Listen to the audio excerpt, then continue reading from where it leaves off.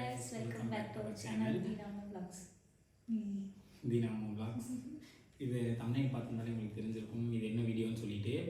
நான் முன்னாடியே அந்த வீடியோவில் கேட்டிருந்தேன் உங்கள்கிட்ட. அதுவும் இல்லாமல் நிறைய பேர் வந்து கொஸ்டினாகவும் கேட்டிருந்தீங்க, நார்மல் டெலிவரியா இல்லை சி செக்ஷனா அப்படின்னு சொல்லிட்டு. அதுக்கான வீடியோ தான் அது. என்ன ஏதுங்கிறத வீடியோக்குள்ளே போய் தெரிஞ்சுக்கோங்க. வீடியோக்குள்ளே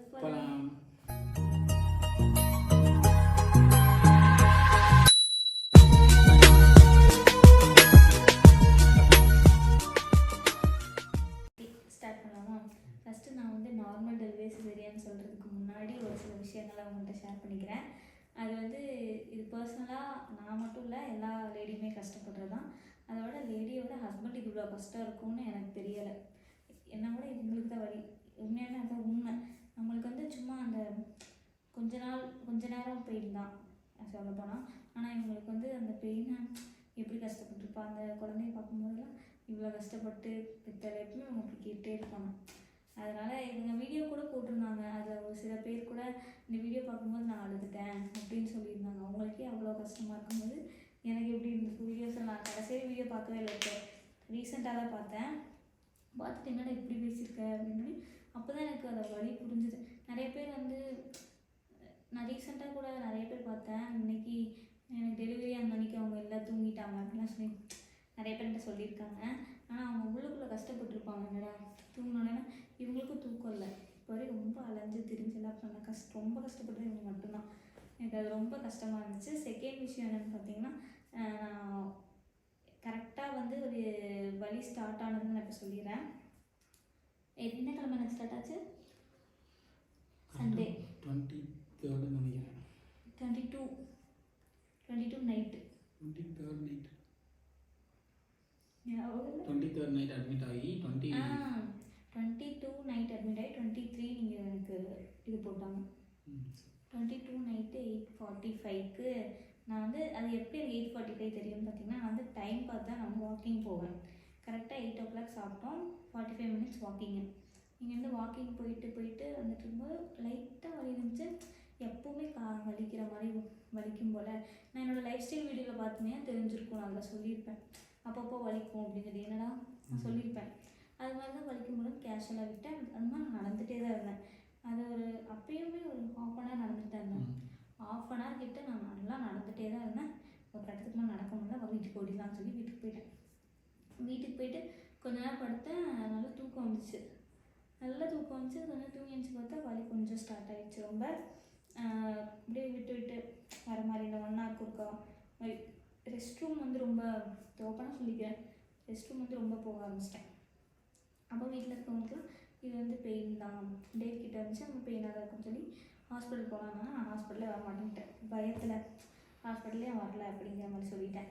அதுக்கப்புறம் ஒரு 10:45க்கு நான் ஹாஸ்பிட்டல் டிராஃபிக் இல்லை, நைட்டு தானே. ஆனால் சீக்கிரமாக ஹாஸ்பிட்டல் போயிட்டோம். அந்த காருக்குள்ளே உட்காந்துட்டு போகிறக்குள்ளே நான் வந்து பாடுபட்டுட்டேன். இவங்க ஒரு கையில் கார் ஓட்டுவாங்களா, ஒரு கையில் கீரை பிடிப்பாங்களா, இல்லை எண்ணெய் பிடிப்பாங்களா, என்ன பண்ணுவாங்க, என்னையே தான் பிடிச்சாங்க. என்னையே பிடிச்சிட்டு கார் ஓட்டிட்டு ஓட்டிட்டு நான் ஆட்டோமேட்டிக்கில் பின்னாடி உட்காந்துருந்தேன்னு சொல்லி நான் டக்குன்னு ஆட்டோமேட்டிக்கில் மாற்றி விட்டு ஸ்டேரிங் கண்ட்ரோல் பண்ணி இப்படி பின்னாடி கை பிடிச்சிட்டே உட்காந்துருந்தேன். பக்கத்தில் 2 பேர் உட்காந்து வராங்க. அப்படியே என்ன பண்ணுறதுனே தெரியல. கண்ணெலாம் இருட்டு ஒரு மாதிரி. அது எப்படி, ஏன்னா எல்லாருமே நான் கேட்பேன் எப்படி இருக்கும் அந்த ப்ரெக்னென்சி பெயின் கேட்கும்போதெல்லாம் அது ஒரு மாதிரி வலி என்னால் சொல்ல முடியாது அப்படின்னு சொன்னாங்க. ஆனால் இப்போ என்னால் சொல்ல முடியலை. அது வந்து நார்மலாக மென்சஸ் டைம் வலி கிடையாது. அது உண்மையாலுமே சொல்கிறது அப்படி தான் இருக்கும். அந்த வலி கிடையாது. யாருமே நம்பாதீங்க, யாருமே நம்பி தயவு செஞ்சு உள்ளே போகாதீங்க. வலியே இது டிஃப்ரெண்ட்டாக இருக்குது அந்த மாதிரி. ஸோ வந்து அந்த மாதிரி பெயின் கிடையாது. எனக்கு அப்படியே கண்ணெல்லாம் இருட்டு கட்டுது, டபுளாக தெரியுது. எல்லாம் சும்மாவே எனக்கு எல்லாம் டபுளாக தெரியும். எனக்கு ஒரு மாதிரி ஆயிடுச்சு. அப்புறம் ஹாஸ்பிட்டல் எமர்ஜென்சி வார்டுக்குள்ளே போனோடனே அழுக வந்துருச்சு. எனக்கு எதுக்கு அழுக வந்துச்சுன்னா பயம் வந்துருச்சு. என்ன பயம்னா, எனக்கு வந்து தெரியாது உள்ளே வந்து யாரையும் அலோவ் பண்ண மாட்டாங்கன்னு. அது முன்னாடியே தெரிஞ்சால் இன்னும் பயங்கரமாக அழுதுருப்பேன். அழுக வந்ததுன்னா தனியாக கூட்டிகிட்டு வந்துட்டாங்க. எங்கள் பில் கட்ட போயிட்டாங்க. அப்போ வந்து தனியாக கூட்டிகிட்டு வந்துட்டாங்க. என் கூட வந்து என் தம்பி தரும், அவனும் எங்கள் அத்தையும் தான் இருந்தாங்க. தனியாக கூட்டிகிட்டு வந்துட்டாங்க.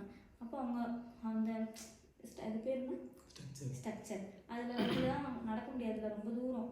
அது எங்கேயோ என்ன எவ்வளோ தூரம் தெரியுமா, இன்னும் 4 கிலோமீட்டர் மாதிரி இருந்துச்சு எனக்கு போகிறதுக்கு. எனக்கு அப்படி இருந்துச்சு, அந்த அளவுக்கு ஆயிடுச்சு. கடைசியில் எங்கே இருக்குன்னு கேட்டு போய் அப்படி இவங்க வந்துட்டாங்க. அப்புறம் எங்கே ஃபஸ்ட்டு உள்ள எங்கே போனால் எனக்கு எல்லாமே மறந்து போச்சு. அந்த இடத்துல ஒரு சீன் நடந்துச்சு. என் தம்பி என்ன பண்ணுறான் அப்படின்னு பார்த்தீங்கன்னா, ஸ்ட்ரக்சரில் கூட்டு போகும்போது ஒரு ஹிந்திக்காரர் எழுதிட்டு போயிருக்காரு. இவ்வளோ ஸ்பீடாக தள்ளிட்டு வந்தோடனே அவனுக்கு டென்ஷன் ஆகிடுச்சு. எதுக்கு இவ்வளோ ஸ்பீடாக தள்ளுறீங்க, அவங்க வலிக்காதா, வழியில் தான் வந்திருக்காங்க. அவங்கள பிடிச்சி திட்டி எனக்கு ஃபோன் பண்ணி அவன் சீக்கிரம் வானா அப்படின்னு சொல்லி அவன் பதற மாதிரி பேசி ஃபோனை கட் பண்ணிட்டான். அந்த ஒரு இதுலேயே எங்கடா இருக்கா அப்படின்னா, அந்த பி பிளாக் நான் அங்கே இருக்கேன் இங்கே இருக்கேன் அப்படின்னு சொல்லி நான் என்ன பண்ணுறோம், பதறி அடிச்சுட்டு நான் அங்கேருந்து ஓடி போய் என்ன பண்ணுறோம், ஒரு கண்ணாடியில் போய் இடிச்சிட்டேன். அது டோரு, மெயின் டோரு, அதை க்ளோஸ் பண்ணியிருந்தாங்க 10 மணிக்கு மேலே. ஓப்பனில் இருக்கு, நான் பாட்டு கண்ணாடியில் போய் இடிச்சு திரும்ப ரிட்டன் வந்து செக்யூரிட்டி கேட்டு எப்படிங்க மேலே போகுதுன்னு கேட்டு மறுபடியும் அந்த வழியாக மேலே போய் பார்த்தேன். அப்போ அதுக்குள்ளே உள்ளே கூப்பிட்டு போயிட்டாங்க. உள்ளே போயிட்டேன், பார்க்க முடியல. எனக்கு வருத்தம்னா வழி இல்லை, பார்க்க முடியல, யாரும் இல்லை கூட. அப்போ இப்போ நினச்சா கூட அதெல்லாம் நரகம் மாதிரி இருந்துச்சு. இப்படி எப்படி ஒரு மாதிரி எப்படி சொல்கிறதே தெரியல. அந்த மாதிரி எனக்கு பிடிக்கல, ஒரு கம்ஃபர்டபுள் கிடையாது. கூட யாரும் இல்லை, தனியாக தான் இந்த பெயினை ஹேண்டில் பண்ணேன். எனக்கு எல்லா விஷயத்துக்குமே பயம், எல்லா விஷயத்துக்குமே அவங்களை எதிர்பார்ப்பேன். அது மாதிரி இந்த விஷயத்துக்கு எதிர்பார்த்தேன். ஆனால் அங்கே கூட இருக்கிற அக்கா வந்து சொன்னாங்க, அந்த மாதிரி விடாமலாம் இருக்க மாட்டோம், ஹஸ்பண்டு அம்மா இல்லாத பட்சத்தில் அத்தை நம்ம விடுவோம் அப்படின்னு சொல்லி சொன்னாங்க. அப்போ வந்து டைம் பார்த்திங்கன்னா 12 மணிக்கு மேலே ஆயிடுச்சா, அம்மானால் வர முடியாது. அம்மாவுக்கு வந்து 8 வரைக்கும் சொல்லியிருந்தா கூட வந்திருப்பாங்க. நான் சரி வீட்லேயே இருந்துக்கலாம்னு அம்மாட்ட சொல்லவே இல்லை, வேணாம் அவங்கள பயப்படுத்த வேண்டாங்கிற மாதிரி நான் சொல்லலை. அதுக்கப்புறம் இவங்க 11 மணிக்கு என்னமோது ஃபோன் பண்ணி சொன்னீங்க, பஸ்ஸு கிடையாது, அவங்க அம்மா அங்கே தானே இருக்காங்க வீட்டில், பஸ்ஸு கிடையாது, வர முடியாது. சரி என்ன பண்ணுறது, அவங்க வரலையா, அப்படி ஏதோ விட்டாங்க. இந்த வழியே அவங்க சொல்கிறது என்னென்னா, ரொம்ப இது நான் எப்படி சொல்ல பில்டப் பண்ணி சொன்னாங்க. இந்த வழியே தாங்க முடியல, இன்னும் வலி அதிகமாகும் அப்படின்னு சொன்னப்போ, ஆனால் எனக்கு இப்போ அந்த வலி இன்னும் அதிகமாக, இதுதான் வலிங்கிறது தெரிஞ்சிச்சு. இது என்னடா சப்பையாக முடிஞ்சு போச்சு, என்ன இன்னும் அதிகமாகும்னாங்க, நம்மளுக்கு பேபி பிறந்து வெளியே வந்துட்டோம் அப்படிங்கிறத தோணுச்சு. நான் வெளியே வந்தப்போ அவங்க என்ன சொன்னாங்கன்னா, இங்கே உங்களுக்கு வந்து நார்மலாக, எனக்கு அந்த அக்கா தான் சொன்னாங்க ஃபஸ்ட்டு, பீரியட் பெயின்லாம் உங்களுக்கு வராது, இடுப்பு வலி தான் வரும். நான் இப்படி படுக்கிறேன் ஒன்றுமே பண்ண முடியல. கண்ட்ரோலுங்கிறது அப்படியே யாருமே அழுக வருது, அந்த பெயினில் அழுக வரல, யாருமே இல்லைங்கிற அழுகு. தூக்கி ரெஸ்ட் ரூம் கூட்டிகிட்டு போகிற காலையில் நம்மளே இறங்கி நம்மளே போனால் அந்த வழியில் நம்மளால் ஏறக்கூட முடியாது, காலில் விருத்துரும், கையெல்லாம் விரைச்சிரும், நல்லா உடம்புல சில்லுன்னு ஆயிரும், அப்படி ஆயிரும். அதுக்கப்புறம் கொஞ்ச நாள் கழிச்சு எனக்கு அந்த ஒரு அழுததுலேயே என்னமோ உடம்பு சரியில்லாமல் போயிடுச்சு. 99% எவ்வளோ 99 நினைக்கிற காய்ச்சல் வந்துருச்சு. பயத்தில் காய்ச்சல் பண்ணி அதுக்கு தனியாக ட்ரிப்ஸ் போட்டாங்க. ஃபஸ்ட்டு இங்கே போட்டாங்க, இங்கே தான் ஃபஸ்ட்டு ட்ரிப்ஸ் போட்டாங்க. ட்ரிப்ஸ் போட்டு இது மாதிரி காய்ச்சல் அதிகமாக இருந்தால் குழந்தைக்கு பரவிடும் அப்படிங்கிற மாதிரி சும்மா சொன்னாங்க. அப்புறம் காய்ச்சல் கம்மியாக இருக்கணுங்கிறதுக்காக தலையில் அதெல்லாம் வச்சு ரொம்ப பண்ணாங்க. அப்புறம் அப்படின்னா உள்ளே வந்தாங்க. எனக்கு அதை வந்தோடனே காய்ச்சல் போன மாதிரி ஒரு ஃபீலு, ஆனால் காய்ச்சலாக போல வந்தோடனே பார்த்து பேசிட்டு ரொம்ப தைரியம் கொடுத்தாங்க. நீ வந்து கவலைப்படாத, கண்டிப்பாக நல்லதாக நடக்கும் அப்படின்னு சொன்னாங்க. அப்புறம் டாக்டர் வந்து பார்த்தோன்னே உடனே நான் சொல்லிட்டேன், எனக்கு ஆப்ரேஷன் பண்ணுங்க அப்படின்னு நான் சொல்லிட்டேன். அவங்க சொன்னப்போ அவங்க கடைசி மட்டும் பண்ண மாட்டேன் அப்படின்னு சொன்னாங்க. பண்ணவே மாட்டேன் அப்படின்னு சொல்லிட்டாங்க. ஏன்னா அந்த ஹாஸ்பிட்டலோட ரூல்ஸ் நல்லா இருந்தால் நல்லதாக பண்ணுவாங்க, இல்லை குழந்தை அந்த மாதிரி ஆகலை அப்படின்னா ஆப்ரேஷன் பண்ணிடுவாங்க. எனக்கு எல்லாமே நல்லா இருக்கும்போது ஆப்ரேஷன் பண்ண வேண்டாம் அப்படின்னு சொல்லிட்டாங்க. இது அப்படியே அதுக்கப்புறம் வந்து இருங்க கடைசியில் நான் சொல்லுவேன், ஆப்ரேஷனாக நார்மலாக அதுக்கப்புறம் தான் சொல்லுவேன். அதுக்கப்புறம் வந்து 23 ஒரு நைட்டு போயிடுச்சு, மார்னிங் ஆகிடுச்சு.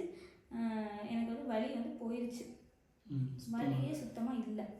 அப்படி வந்து இருக்கக்கூடாதாம்மா, என்னடா இது இப்படி வலிச்சிட்டு இருந்தது இப்படி வலிக்க மாட்டேது. அப்புறம் சூட்டு வலின்னு சொல்லியிருக்கேன்ல, அந்த மாதிரி வலி தான் அப்பப்போ வரும்னு சொல்லிட்டு எனக்கு அப்போ காலெல்லாம் வலியே இல்லை. நான் இவங்கள்ட்ட சொன்னேன் சுத்தமாக வலியே இல்லைன்னு சொன்னோன்னே அப்புறம் வந்து எனக்கு ஜென்ரல் வார்டுக்கு மாற்றினாங்க.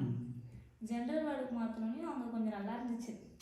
எல்லோரும் இருந்தாங்க பக்கத்தில், நல்லா இந்த பக்கம் இருக்கவங்களும் நல்லா பேசினாங்க, அந்த பக்கம் இருக்கவங்க நல்லா பேசினாங்க. அப்புறம் அம்மா வந்துட்டாங்க. அப்புறம் ஜென்ரல் வார்டில் இருந்தோம், பேசினேன், எல்லாம் நார்மலாக போயிட்டு இருந்து. வந்து 23 அன்றைக்கி நைட்டு எனக்கு திருப்பி ஸ்டார்ட் ஆச்சு. நைட்டு வர ஆரம்பிச்சிச்சு போல். 23 அன்றைக்கி நைட்டு பெயின் ஆச்சு. 23 நைட்டு பெயின் ஆகி அது வந்து மென்சஸ் மாதிரி தான் பெயின் ஆச்சு, எனக்கு பீரியட் பெயின் மாதிரி தான் ஆச்சு. அது வந்து அப்படி ஆனவும் நான் நினச்சிக்கிட்டேன், ஐயோ இது வலிச்சு பயங்கரமாக தான் வலிச்சது.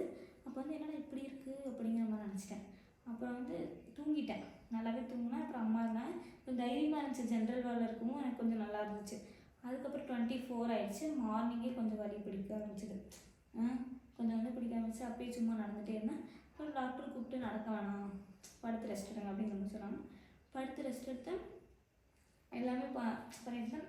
திருப்பி பெயின் அதிகமாகிடுச்சு. நான் இங்கேருந்து பெயின் அதிகமாகவும் இங்கே எனக்கு பெயின் அதிகமாகிடுச்சுன்னு அழுதேன்னு நினச்சிட்டு இருக்காங்க. ஆனால் பெயின் அதிகமாகிடுச்சுன்னு அழுகலை. எனக்கு திருப்பி அந்த லேபர் வார்டு கூட்டிகிட்டு போயிடுவாங்க. பெயின் அதிகமாகிடுச்சு நம்ம இன்ஃபார்ம் பண்ணிட்டோம்னா கூட்டிகிட்டு போயிடுவாங்க. இன்ஃபார்ம் பண்ணாமல் இருந்தால் எனக்கு தப்பாயிடும். அதனால் கூட்டிகிட்டு போயிட்டாங்க. எனக்கு அன்றைக்கி அந்த பனிக்கூடமா அது வந்து நைட்டு உடஞ்சிருச்சு. பட்டுன்னு உடனேயும் உடனே லேபர் வார்டு போய்ட்டு அதுக்கு நான் அழுக ஆரம்பிச்சிட்டேன். லேபர் வார்டு கூட்டிகிட்டு போகிறாங்கன்னு அழுக ஆரம்பிச்சிட்டேன்.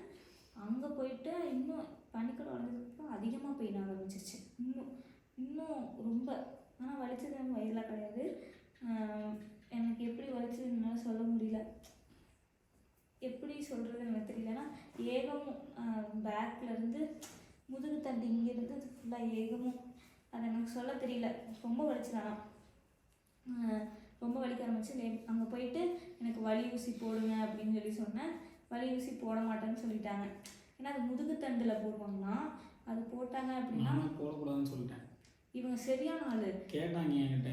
முதுகு தண்டில் போட்டால் திரும்பி கொடுக்க முடியாது. முதுகு தண்டில் அதை இன்ஜெக்ட் பண்ணி வச்சுருப்பாங்க. இப்போ நம்மளுக்கு இந்த இடத்துல குளுக்கோஸ் போடுறாங்க, ட்ரிப்ஸ் இருக்கிறாங்கன்னா அந்த மாதிரி தான் முதுகு எலும்பில் வந்து நம்மளுக்கு இன்ஜெக்ட் பண்ணி வச்சுருப்பாங்க.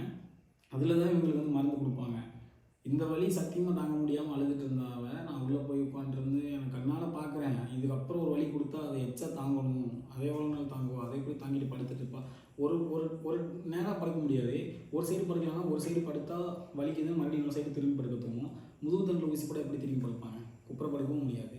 ஒரு சைடு தான் படுக்கணும். எவ்வளோ வலிச்சாலும் தாங்கிட்டு ஒரு சைடு தான் படுக்கணும். அதை மனசில் வச்சுட்டு தான் நான் இதெல்லாம் பண்ணாதீங்க ஒரே பச்சா சொல்லிட்டேன். இவங்க வந்து எனக்கு தெரியாமல் அதை சொல்லிட்டாங்க. எனக்கு பார்த்த மேம்கிட்ட எனக்காக அவங்க நான் சூப்பராக பார்த்தாங்க. அவங்க தான் நான் நார்மல் செக்கப் போகிறப்ப அவங்க செக்கப் பண்ணி எல்லாமே அவங்க தான் எனக்கு பார்த்தாங்க. அவங்கள்ட்ட வந்து இந்த மாதிரி சொல்லிட்டாங்க. நான் வந்து இங்கே சொன்னான்னு தெரியணும்னா அவங்களுக்கு போடாதீங்க அப்படிங்கிற மாதிரி அவங்கள்ட்ட சொல்லிட்டாங்க. எனக்கு வந்து விஷயம் தெரியாது. நான் டெலிவரி வரும்போது எனக்கு தெரியும். அப்புறம் தான் என்கிட்ட சொன்னாங்க. அப்போ சொல்லவும் அப்புறம் என்ன சொன்னாங்க, தூக்கம் வர்றதுக்காக ஒரு ஊசி போடுறேன் அப்படின்னு சொல்லி. தூக்கம் வர்றதுக்காக இல்லை, பெயின் ரிலீஃப்காக. ஆனால் பெயினில் ரிலீஃப் ஆகலை, தூக்கம் தான் இருந்துச்சு. என்ன சொன்னாங்கன்னா ஒரு இது 50% பெயின் வந்து கொஞ்சம் ரிலீஃப் ஆகி மயக்க நிலைக்கு போயிடுவாங்க. அப்படி இருக்கும்போது அவங்களுக்கு அந்த பெயின் வந்து அந்த அளவுக்கு இருக்க மாதிரி தெரியாது அப்படின்னு அதை சொன்னதுனால தான் நான் அது வந்து போட சொன்னேன். அதை வந்து போட்டுட்டு நானும் அந்த மாதிரி ஒரு ஸ்டேஜுக்கு வந்துட்டேன். ஆனால் அதில் என்ன ஒன்றுனா பெயின் வரும்போதெல்லாம் நான் தூக்கம் வரும்னு நினச்சிட்டேன். ஆனால் இதில் என்ன ட்விஸ்ட்டுனா பெயின் வரும்போது முழிப்பு வந்துடும். ஏன்னா அந்தளவுக்கு பெயின் அந்த ஊசினாலே 50% சொன்னாங்களா, 50% 1% கூட எனக்கு கம்மியான மாதிரி ஒரு ஃபீலே கிடையாது. பெயின் வந்து ரிலீஃப் ஆனபோது நான் நல்லா மயங்கிடுவேன். பெயின் வரும்போது முழிப்பு வந்துடும். பெயின் ரிலீஃப் ஆனால் மயங்கிடுவேன். பெயின் வந்தால் முழிப்பு வந்துடும். இல்லை இன்னொன்று என்னென்னா இவங்களுக்கு வந்து ஒரு 50% லேபர் பெயின் வந்து 50% மேலே போயிட்டுருக்கு. ஃபுல்லாக பெயின் வராமல் ஓரளவுக்கு தான் போயிட்டுருக்கு. அப்போ வந்து கேட்டாங்க இன்ஜெக்ஷன் போடலாமான்னு. நான் தான் சொன்னேன் ஒரு 75% தாண்டிட்டோம், நல்லா பெயின் வரும்போது அந்த இன்ஜெக்ஷன் போடுங்க. ஏன்னா அளவான பெயினில் போட்டோன்னா அந்த அளவான பெயினே தாண்டி ஆகிடும். அதுக்கப்புறம் வலிச்சிட்டே தான் இருக்கும். அதனால் அதிகமாக பெயின் வரும்போது இன்ஜெக்ஷன் போட்டிங்க அப்படின்னா அந்த பெயின்லேருந்து பாதி வரும்போது கொஞ்சம் ரிலாக்ஸாக இருப்பாங்கன்னு சொல்லிட்டு அதுக்கப்புறமா இன்ஜெக்ஷன் போட சொன்னாங்க. பெயின் ஜாஸ்தி வரும்போது அப்போ தான் போட்டிருக்காங்க. எனக்கு வந்து பெயின் ஜாஸ்தி வரும்போது தான் போட்டிருக்காங்க. அப்போ வந்து கர்ப்பப்பை திறந்துருக்கான்னு பார்த்தாங்க. அதுக்கப்புறம் 5 சென்டிமீட்டராக இவங்கள்ட்ட அப்பப்போ இன்ஃபார்ம் பண்ணிடுவாங்க, இவ்வளோ திறந்துருக்கு, இவ்வளோ நேரத்தில் பிறந்துடும் அப்படி இப்படின்னு இன்ஃபார்ம் பண்ணியிருக்காங்க. அப்போ எனக்கு பிறந்துருந்துச்சு.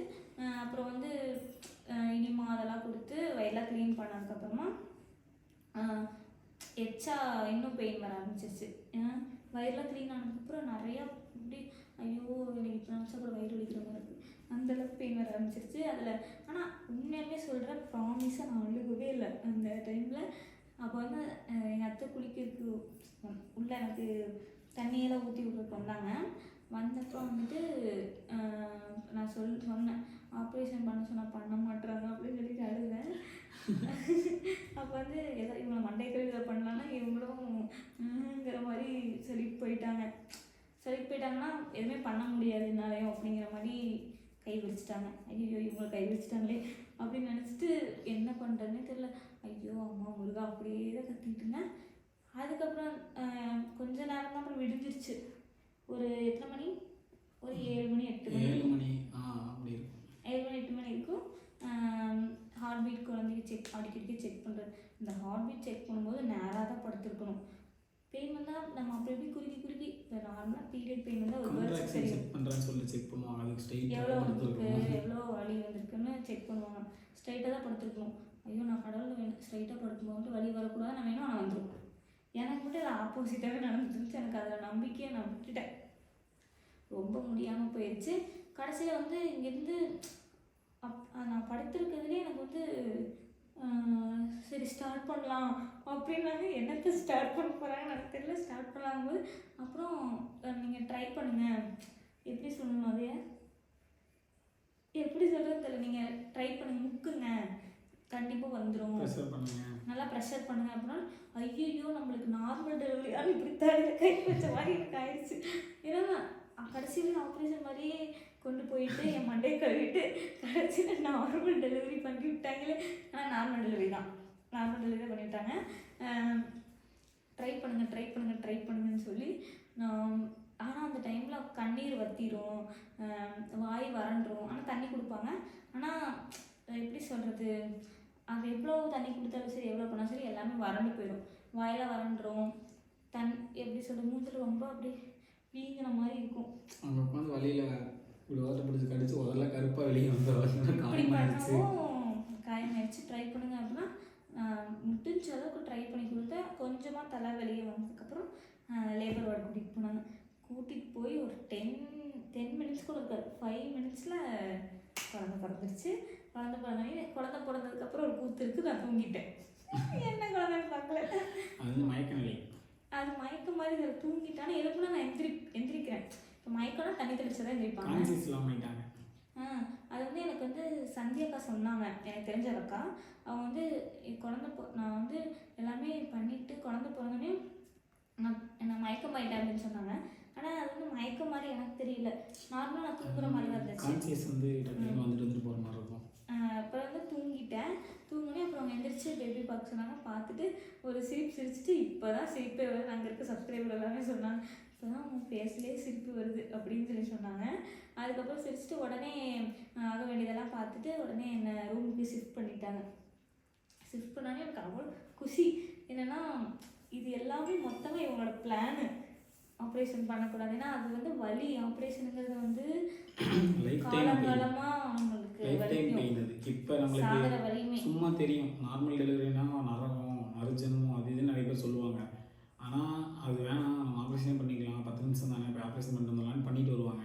அது இப்போ தெரியாது. ஒரு 4-5 வருஷம் கழிச்சு குமிய முடியாது, நிமிர முடியாது, ஒரு இடத்துல நிற்க முடியாது, இப்படி பேசிட்டு எனக்கு ஆப்ரேஷன் வந்து நான் எந்திரிச்சிட்டு கூட மாட்டேன். ஆனால் நிறைய பேர் வந்து நான் போன வீடியோவில் வந்து நான் குழந்தைய வந்து எடுத்துகிட்டு வந்து ஆர்த்தி எடுத்துக்கிட்டு கூப்பிட்டு போகிறோம். அந்த வீடியோலேயே நிறைய பேர் வந்து சொல்லியிருந்தாங்க, அக்கா நார்மலாக நடந்து வராங்க, நார்மல் டெலிவரி தானே, ஆப்ரேஷன் வந்து விட்டுருக்க மாட்டாங்கல்ல. கமெண்ட் பண்ணியிருந்தாங்க. நிறைய பேர் வந்து என்கிட்ட சொன்னாங்க, நீங்கள் வந்து ஆப்ரேஷன் பண்ணிடுங்க, அது வந்து வேண்டாம் அப்படிங்கிற மாதிரிலாம் சொன்னாங்க. நிறைய பேர் சொன்னாங்க. ஆனால் இவங்க தான் எங்கள் அம்மாவுன்னா நார்மல் மட்டும்தான், மைண்டை ஃபிக்ஸ் பண்ணிக்கோ அப்படின்னு சொல்லி சொன்னாங்க. அதுக்கு வேண்டி இவ்வளோ கஷ்டப்பட்டாங்க. ஆனால் நிறைய பேர் வந்து நீ எப்போ பார்த்தாலும் வீடியோ தான் போட்டுட்டு இருப்பியா, நீ வேலையே செய்ய மாட்டியா, அதனால உனக்கு எல்லா வேலையும் செய்கிறாரு. அவங்களுக்கு தெரியும் நான் எப்படி வேலை வாங்குவேன், எக்ஸசைஸ் கொடுப்பாங்க, ஆனால் வேலை வாங்க மாட்டாங்க. வேலை செய்வேன், எக்ஸசைஸ் கொடுப்பேன், நடக்க வைப்பேன், எல்லாமே பண்ணுவோம். அதெல்லாமே வீடியோ போட முடியாதுல்ல. வீடியோ போட்டால் தானே உங்களுக்கு நான் வீடியோ போடுறவங்க தான் உங்களுக்கு தெரியும். நாங்கள் என்னென்ன பண்ணுறோங்கிறது வீடியோ போட்டால் மட்டும்தான் உங்களுக்கு தெரியும். இல்லைனா நாங்கள் வீட்டில் என்ன பண்ணுறோம் உங்களுக்கு தெரியாது. அதனால ஏனாலும் ஏதாச்சும் பேசுவீங்க, கமெண்ட் பண்ணுறீங்க, எல்லாத்தையுமே பண்ண முடியாது என்னால். ஆனால் எனக்கு ஒரு விஷயம் நல்லா புரிஞ்சுது, நார்மல் டெலிவரி தேவையானது குனிஞ்சிருந்து வேலை செய்கிறத விட பெனிஃபிட் நடக்கிறது. 8 மந்த்ஸ்லேருந்து ஸ்டார்ட் பண்ணீங்க அப்படின்னா இப்போ யாராவது சொல்லியிருப்பேன். எங்களோட லாங் வீடியோஸ் இவன் கன்சீவ் ஆனதுக்கப்புறம் ஒவ்வொரு வீடியோலையும் நான் சொல்லியிருப்பேன், தயவு செஞ்சு 6 மந்த்க்கு அப்புறம் நல்லா நடங்க. 6 மந்த்ல 7 மந்த்ல நடக்கவே இல்லை, 8 மந்த்ல தான் நடக்க ஸ்டார்ட் நடக்க மாட்டேன்னு சொல்லிட்டு இருந்தாலும் 8வது மாதம் அடி பிச்சிருவேன்னு சொல்லி நடக்க வச்சேன். அது வந்து 8 மந்த்து 6 மந்த் 7 மந்த்ல ஒரு 10 நிமிஷம் 20 நிமிஷம் நடந்தால் போதும். 8 மந்த்து அந்த மாதிரி கிட்ட வந்துருச்சு அப்படின்னா கிலோமீட்டர் கணக்கில் ஆரம்பிச்சிட்டோம். அப்படி தான் நடக்கணும். எல்லாமே நல்லா கால் விரிச்சு நடக்கணும், நல்லா நடக்கணும். அங்கே இருக்கவங்க எல்லோரும் எனக்கு அப்போ வந்து எனக்கு பாசிட்டிவாக சொல்ல ஆரம்பித்தாங்க, நார்மல் டெலிவரி ஆயிரும் அப்படி தான் சொன்னாங்க. ஆனால் எனக்கு நம்பிக்கை இல்லை. ஏன்னா நான் வந்து உள்ளே போய் மைண்டை மாற்றி இப்படியே டாக்டர் மைண்ட்லாம் மண்டையெல்லாம் கழுவிடலாம் அப்படின்னு நினச்சி நான் செக் பண்ணுற டாக்டருக்கெல்லாம் போய் கேட்குறேன். ஏன்னா வந்து ரெகுலராக செக் பண்ணுவாங்க நார்மல் செக்கப்பு. நான் போய் கேட்குறேன், மேம் ஒரு 90% நார்மல் ட்ரை பண்ணலாமா? அவங்கன்ட்டு நீங்கள் ஏன் கவலைப்படுறீங்க, 100% நார்மல் இருக்குன்னு ட்ரை பண்ணுவேன். நார்மலாக இருக்கவங்களுக்கு நாங்கள் எதுக்கு சரி பண்ணுறோம்? ட்ரை பண்ணுவாங்கிறத விட நார்மல் டெலிவரி தான் ஆகும்னு சொல்லிட்டாங்க. நல்லா இருக்கவங்களுக்கு நாங்கள் ஏங்க அது பண்ண போகிறோம்? அது வந்து எப்போ சொன்னாங்கன்னா, எனக்கு வந்து கரெக்டாக நான் நாளைக்கு எனக்கு வலி வருது, இன்னைக்கு நைட்டு தான் நான் போகிறேன்னு வச்சுக்கோங்களேன். அதுக்கு ஒரு வாரத்துக்கு முன்னாடியே ஃபஸ்ட்டு ஒரு செக்கப் இருக்கும் திங்கக்கிழமை. அந்த திங்கக்கிழமைங்க மண்டே தான் அந்த செக்கப்பு எனக்கு எப்பவுமே. அந்த நாள் அப்போ வந்து எனக்கு பார்த்துட்டு தலை திரும்பிடுச்சு, இன்னும் கொஞ்சம் திரும்பினா போதும்னாங்க. அந்த ஒரு வாரம் நடந்தால் நல்லா திரும்பிடுச்சு. ஆக்சுவலாக 9th மந்த் லாஸ்ட் செக்கப்பு அது முடிஞ்சு துடிப்பு செக்கப்னு ஒன்று இருப்பாங்க. அது முடிஞ்சதுக்கப்புறம் வந்து நார்மல் செக்கப் போகணும். எப்படின்னா அந்த BP blood level haemoglobin check பண்ணுறதுக்காக நம்ம வாரம் போகணும். மண்டே எங்களுக்கு கொடுத்துருந்தாங்க. ஒவ்வொருத்தரும் ஒவ்வொரு மாதிரி கொடுப்பாங்க. மண்டே, டியூஸ்டே, வெனஸ்டே அது மாதிரி. மண்டே கொடுக்கும்போது ஃபஸ்ட்டு மண்டே நாங்கள் போய் செக் பண்ணிட்டு வந்துட்டோம்.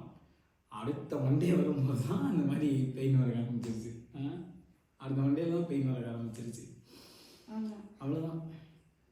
இப்போ வரையுமே என்னால் நம்ப முடியல நானும் நார்மல் டெலிவரி பண்ணியிருக்கேன்னு. ஆனால் காரணம் இவங்க தான். இதுவே சி செக்ஷனாக இருந்தால் நான் மட்டும்தான் பேசியிருப்பேன். அந்த 2 வீடியோவில் பேசிட்டு இருந்த மாதிரி நான் மட்டும் C-section பண்ணவே பண்ணாதீங்க. எனக்கு இப்போ தான் அதோட புரியுது அதோட.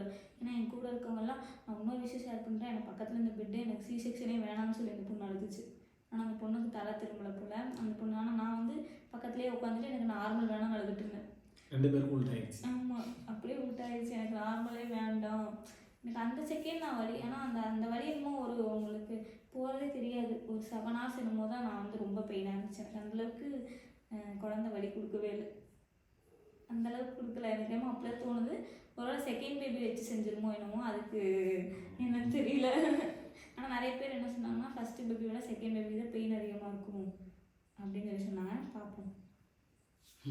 சரி, அவ்வளோதான். நானும் நல்லா இருக்கேன், பேபி நல்லா இருக்கு, இவங்க நல்லா இருக்காங்க. நல்லபடியாக நார்மல் டெலிவரி ஆயிடுச்சு.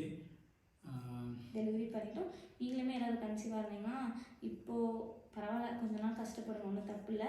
அந்த பெயின் எப்படியாவது தாங்கி எப்படியோ நார்மல் டெலிவரி வந்துடுங்க.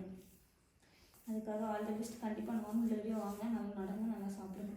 அவ்வளோதான் கேஸ், இந்த வீடியோ முடிஞ்சிச்சு. நெக்ஸ்ட் வீடியோ வந்து நான் ஆல்ரெடி சொல்லியிருந்தேன் தான், பாய் கேர்ளாங்கிற விஷயம் நிறைய பேர் கேட்டிருந்தீங்க, எவ்வளோ வெயிட்டில் பிறந்துச்சுன்னா. நல்ல வெயிட்டில் தான் பிறந்திருக்காங்க. சொல்லிட்டியா? நல்ல வீட்டில் தான் பிறந்திருக்காங்க. நல்ல வீட்டில் நார்மல் வீட்டில் தான் பிறந்திருக்காங்க. பிறக்க வேண்டிய வீட்டில் பிறந்திருக்காங்க. நெக்ஸ்ட் வந்து நான் பாயா இல்லை கேர்ளா அப்படின்னு சொல்லி நான் வீடியோவில் சொல்கிறோம். கண்டிப்பாக சொல்கிறேன். ஏன்னா நிறைய பேர் அதுதான் கமெண்ட் பண்ணுறீங்க, எங்கள் அக்கா 5000 ரூபா போதா இல்லை எங்கள் அண்ணா 5000 ரூபா போதான்னு சொல்லி கேட்குறீங்க. சொல்லும் போது 5000 ரூபா வந்து எனக்கு வருமா உங்களுக்கு வருமா? அந்த வீடியோவிலே நாங்கள் கொடுத்துருவோம், யார் யாருக்கு கொடுக்க போகிறாங்க அப்படின்னு வீடியோவில் பாருங்கள். ஓகே, வீடியோ பிடிச்சிருந்தா லைக் பண்ணுங்க, ஷேர் பண்ணுங்கள், சேனல் சப்ஸ்கிரைப் பண்ணி வச்சுக்கோங்க, பெல் பட்டன்லாம் கிளிக் பண்ணி வச்சுக்கோங்க. அப்போ தான் நாங்கள் போகிற வீடியோஸ் ரெகுலராக உங்கள் ஃபோனுக்கு நோட்டிஃபிகேஷனாக வரும். நெக்ஸ்ட் ஒரு சூப்பரான வீடியோவில் பார்க்கலாம்னு சொல்ல மாட்டேன். நெக்ஸ்ட் என்ன வீடியோ போட போகிறோம்னு சொல்லிட்டேன். அதுக்கப்புறம் ஒரு சூப்பரான வீடியோ பார்க்கலாம். பாய்.